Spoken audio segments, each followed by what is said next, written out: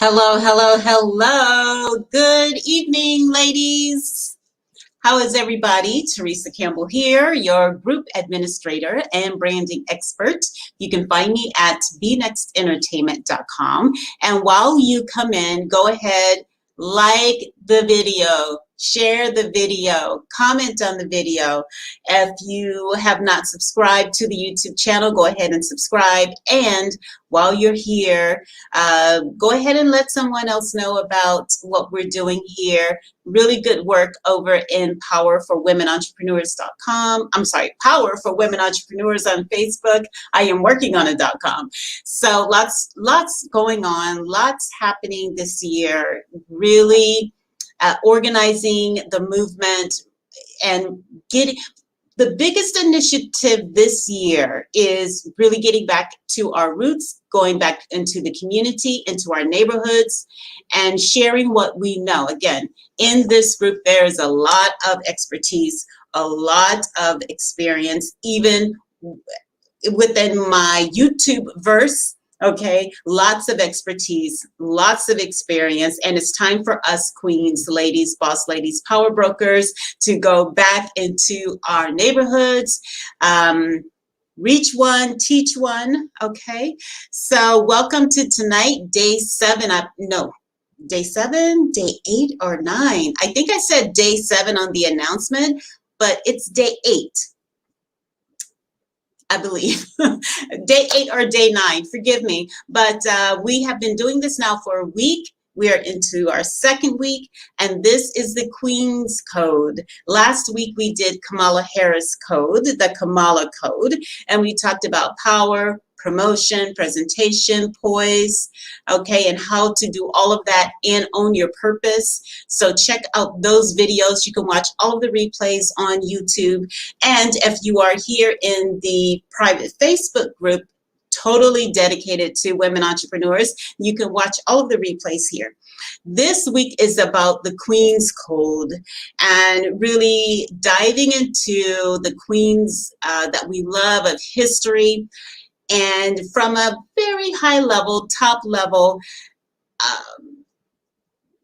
gleaning from their successes, characteristics that we can use for today's power broker, for today's women, female entrepreneur. Last night we talked about Cleopatra, my favorite. Okay, she gets a bad rap, I think, in history. Excuse me while I reposition my water. I think she gets a bad rap, but you know, homegirl was all that and the whole roll of chips. Okay, if you ask me. Let me just make sure that we are broadcasting. Yes. So last time we talked about Cleopatra, and again, just really owning your power, owning who you are, and how she was able to capture Rome, basically fund Rome. Again, she was a power broker. Let me just make sure my lighting is okay. All right, so tonight, another favorite of mine, Queen of Sheba. Now, first, let me just say and correct that Sheba is where she was from. Her name is Makeda. So Queen Makeda of Sheba. And tonight is about leaning in. Tonight is about leaning in. And I want to talk about this week, this entire week. Again, it's about business. It's the business of business. And tonight we're going to start a conversation about the lean startup and leaning in and how you can own your power and maybe rethink your business. Maybe there are new strategies that you need to incorporate into your business about that has something to do with accounting, again, financing. I've mentioned this before. I'm learning so much about creative ways to secure capital for your business and how to network, and you know, your net worth equals your network, right? There's no way around that. If you're hanging out with people who are making deals, ultimately you're going to make deals. If you're hanging out with people who are signing six-figure contracts, ultimately you will sign a six-figure contract. It's just the way the universe works. So this week we're really going to delve into the business of business. I really want to introduce you tonight in a different way, the Queen of Sheba, Makeda, the Makeda Queen of Sheba, and really talk about how she was leaning in. Okay, she leaned into Solomon, and she leaned into her own power and used it in such a way to help catapult her to history. And the Queen of Sheba, Makeda, her story is known it's not only a Christian biblical story, it's Jewish, it's Muslim, it's historical. Her story translates, and you can find it in various cultural, historical recollections of Makeda, Queen of Sheba. Okay, so I just love the queens. I talked also, she's not a queen, but I also talked about Joan of Arc in the sense that, again, women are aggressive, assertive, ambitious for a reason. There are many times, and we have facts all throughout history, that women were responsible for taking care of families, for taking care of kingdoms, for funding countries. I talked about how last night Cleopatra funded the war for several wars for Italy. So it is in our nature to take control. It is in our nature to have revenue, generate revenue, lots of revenue, and it is in our nature to give back, to make sure that our families are taken care of, and to make sure that those we love have the resources that they need. It's not just about us, it is about the legacy. That's what I want to say. So this week has been very interesting for me already. It's Tuesday, and I wanted to share with you again on Sunday, I believe it is. I asked that you decide what you wanted to achieve for this week. Place your goal. Share your goal with us in the comments. Again, if you're on YouTube, you can put your goal in the comments. If you're here in the Facebook group, please put your goal in the comment section, because here's what I know. Accountability is everything. If you're keeping the goal in your head or just between yourself and your piece of paper, really doesn't do much for you. But when you're accountable to someone who's going to hold you to that, then that makes all the difference in the world. So I'll just share with you real quickly my goal. I received a offer. It's been a month now, hard to believe, to buy a local business. And it kind of took me aback because we were not talking about business. The person just happened to mention to me, hey, you should buy this store. And it's a brick and mortar of all things. And it was perfect. The location is perfect. The traffic is perfect, lots of pedestrian traffic. It's on a busy street. It has great parking. The interior is perfect for me. I would probably just do a coat of paint on the outside of the building, but outside of that, it's perfect. We talked about all of the business, the numbers, everything for the business. And I really thought there's no way that I could do this, right? And realizing also at that very same moment when I had the thought that I still had a lie, even that I was telling myself. So again, we talked about that last week and how to deal with the old stories and those old tapes that you keep playing to yourself over and over and over. So I had this lie, this old story that I've been telling myself that I can't afford just like that. You know, who am I? I can help other people secure businesses, and I can help others grow their businesses. But for me, I mean, it is literally perfect. And so we talked about the financials, and then I heard myself saying, okay, sure, I'll think about it. Which was awesome because I didn't it didn't scare me away. So that was a big step. It did not scare me away. And so that's my goal. My goal is to secure this business. And when she mentioned the number to me, the number was much lower than I thought it was. And here is how I know that I have grown, not only as a businesswoman, but as a woman and as a person. Uh, I knew that I could do it. I know that I can do it. I know that I can buy the business and make it a success. That is a big step, right? Have you ever dreamt of something and you wanted it and you just didn't feel like you had the resources, the people, the support? You didn't feel like you had it inside of you to make it happen? I don't know what that could be. Finishing school, having a baby. You know, there are times when you don't really think that you can do that, right? But you do. Or running a marathon. I tell that story all the time about how I went through the training for the marathon. When I first signed up, I didn't really think I was going to run 26.2 miles. I just did it because a friend said, this is what you need to do. But ultimately, I ran a full marathon. So has there been something in your life where you wanted to do it, but you didn't feel like you had the stuff to get it done? And then somewhere along the line, something clicks and you're like, hey, I think I can do this. I can do this. Like, without a doubt, I can do this. And that's what happened to me that day that I sat and had this conversation about buying a brick and mortar business. I knew that I could do it. I can do it. So that's my goal, is to buy this business. So the Queen of Sheba is a figure first mentioned in the Hebrew Bible. Again, her name is Makeda.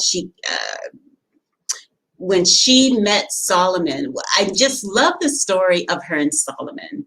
You know, instead of her learning about Solomon through her business partner, she decided to send him questions. She inquired about him. She drilled him. You know, who are you? What about this question? And what about that question? You know, that's why I'm using her as a model for leaning in. Instead of just saying, okay, yes, I'll go see him. She drilled him. She did her due diligence. She asked him question after question after question. And not only that, when she decided to go see Solomon, she didn't take her maids in waiting, her ladies in waiting. She didn't just take the palace workers. She took literally almost the entire town, her entire Sheba.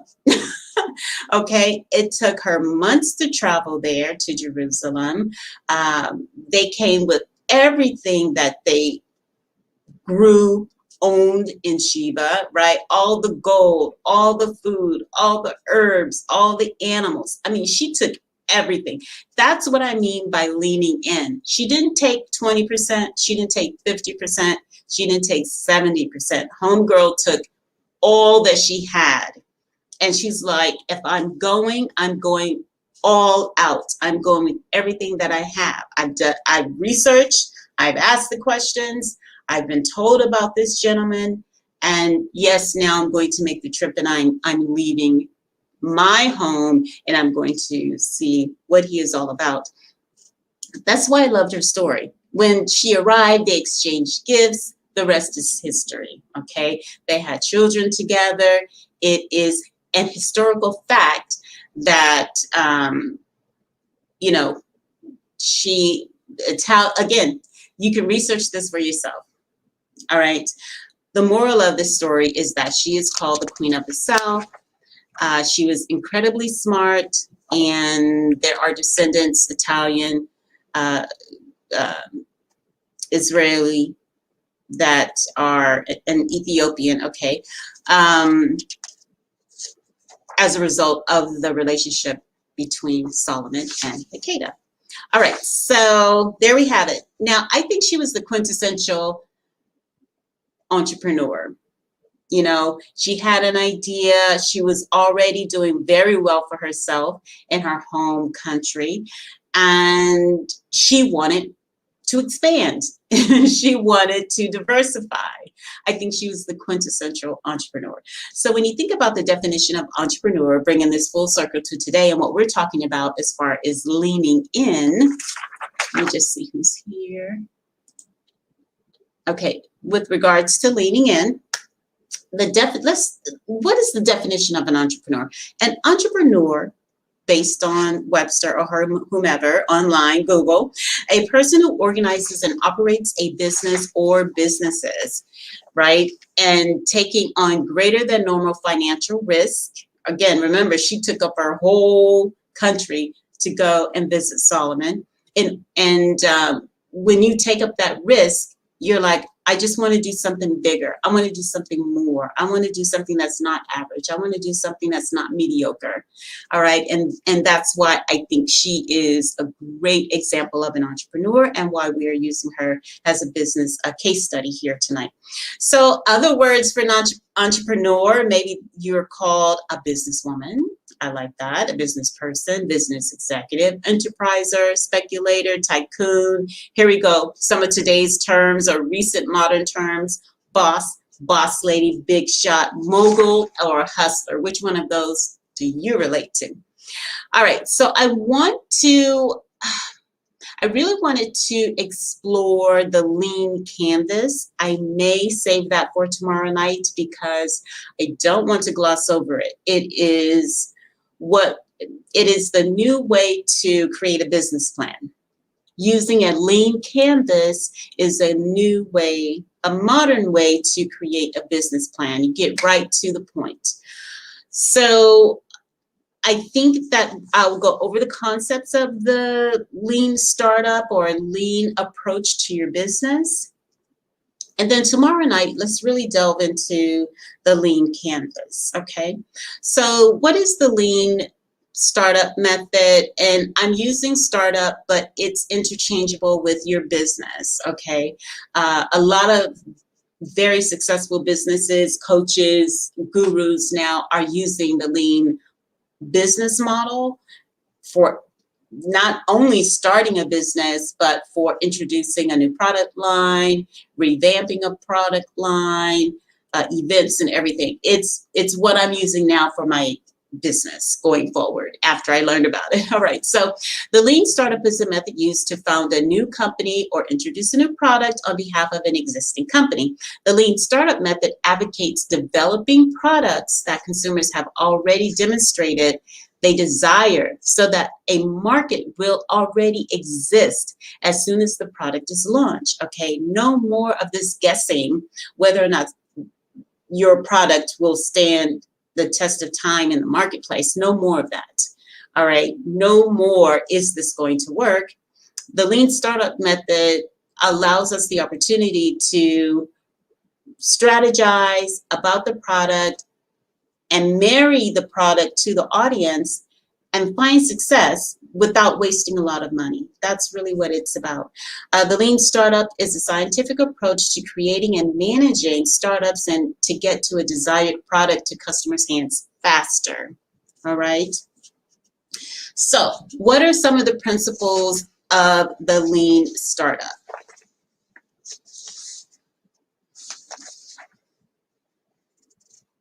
Okay. Let me back up for just a minute. So the lean startup means that we work harder. We work smarter, not harder. We work smarter, not harder. Okay. Every product launch, every business is a grand experience that will answer one question: can this product be built? Now, I'm saying a product, it can be a service. Software as a service is probably the industry where this stemmed from, right? Can we build a sustainable business around this set of products and services? Okay. It's more than inquiry. Really, lean startup is going fast and furious and getting the failures out of the way at the beginning instead of waiting to the end.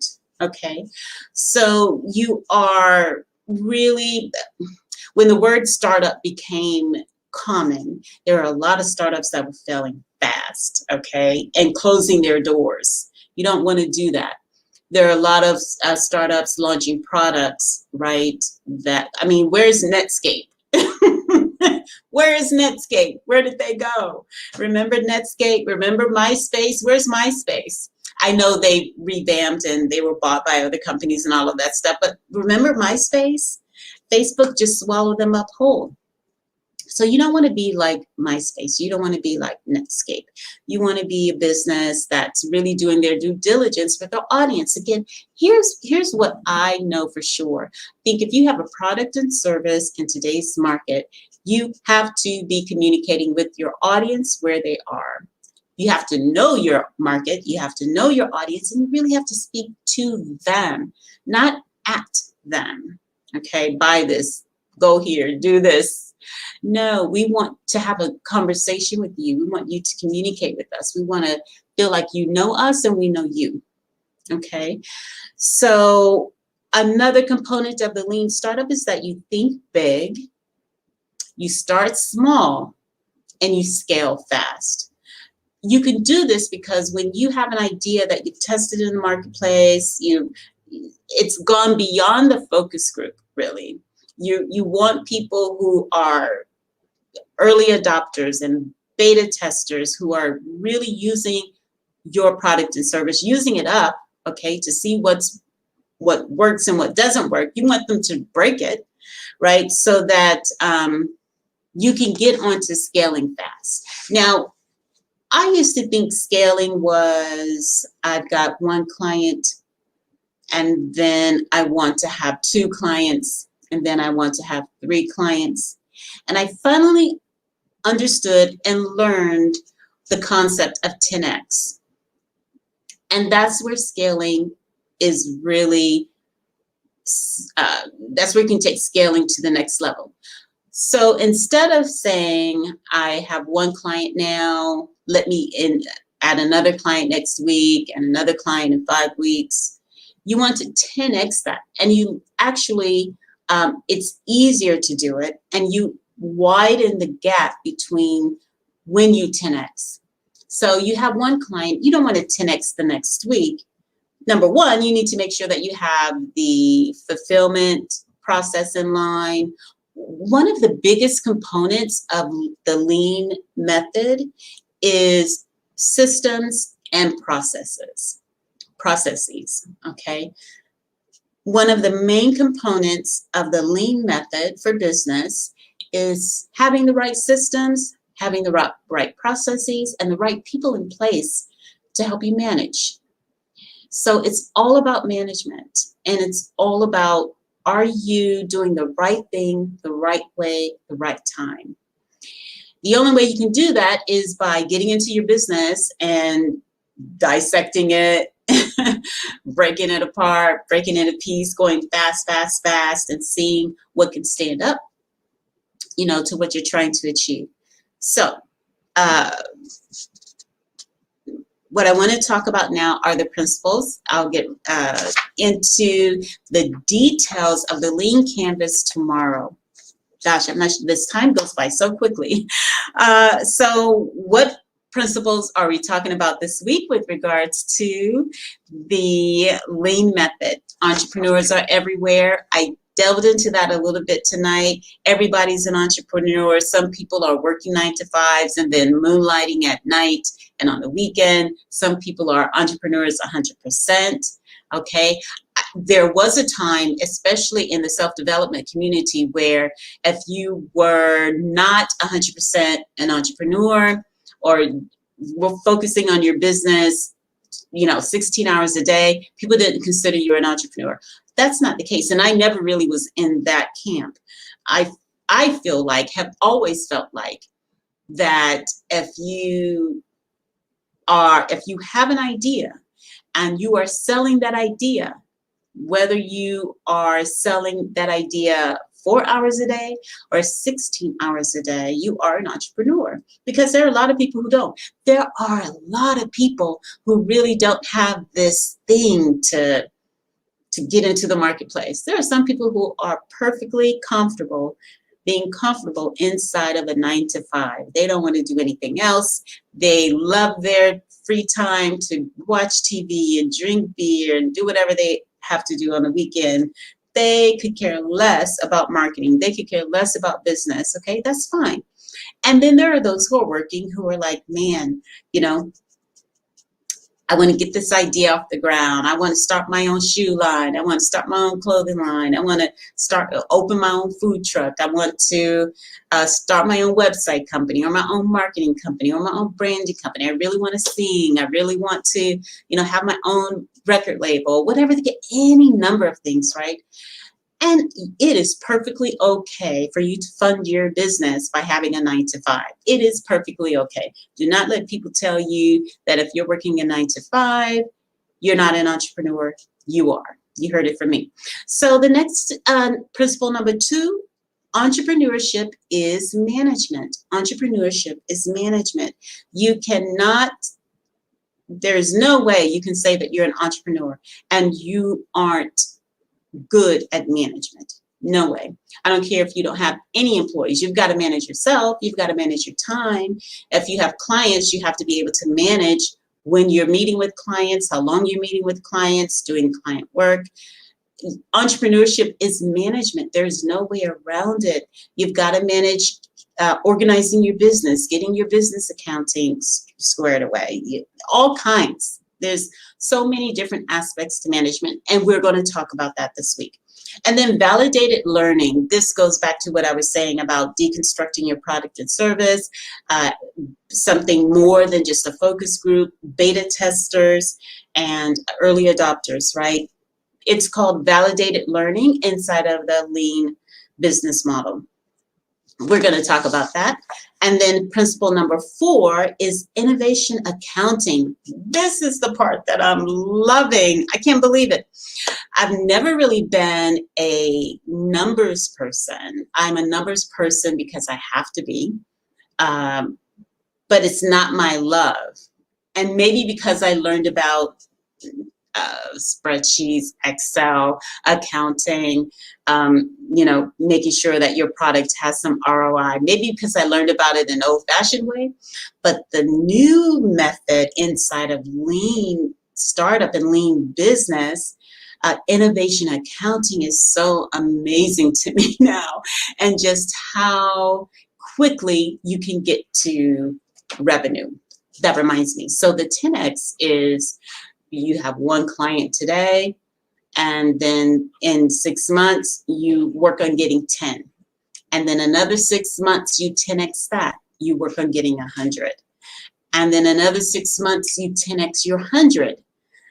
And then you get to 1,000. So on and so forth. Or you can even spread your window of turnaround time even more. Say you have one client in a year, and I'm just throwing these numbers out there. You have one client, and then in 12 months, you want to 10X that. And by the end of 12 months, you have 10 clients.